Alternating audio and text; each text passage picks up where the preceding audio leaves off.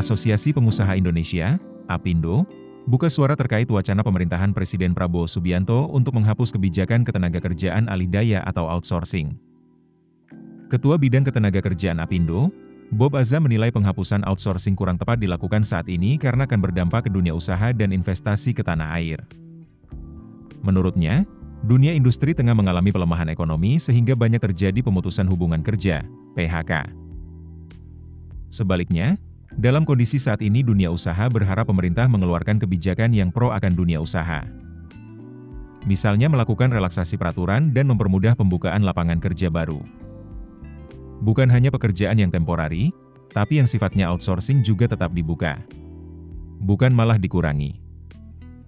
Bob mengingatkan bahwa Indonesia masih menghadapi tantangan dalam meningkatkan investasi karena regulasi pemerintah yang kurang ramah bagi pemodal. Menurut Bob, kondisi ini menyebabkan tingginya biaya investasi di dalam negeri. Sehingga banyak pemodal yang kurang leluasa melakukan strategi operasional. Untuk itu, Bob menilai deregulasi kebijakan untuk meningkatkan peluang investasi lebih diperlukan. Termasuk deregulasi di sektor ketenagakerjaan yang menjadi salah satu komponen ekonomi biaya tinggi di tanah air.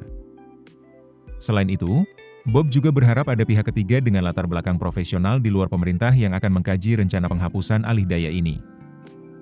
Hal ini untuk memastikan kebijakan yang lahir betul-betul sesuai dan tidak merugikan banyak pihak. Diberitakan sebelumnya, Presiden Prabowo Subianto dalam sambutannya saat menghadiri peringatan Hari Buruh Internasional 2025, May Day 2025, di Monas, Jakarta, Kamis 1 Mei lalu mengatakan akan membentuk Dewan Kesejahteraan Buruh Nasional. Prabowo meminta Dewan Kesejahteraan Buruh Nasional untuk mencari jalan terbaik dalam menghapus sistem outsourcing secara bertahap. Namun, penghapusan ini tidak bisa dilakukan secara tergesa-gesa lantaran harus tetap menjaga kepentingan para investor. Pasalnya, jika para investor enggan menanamkan investasi di tanah air.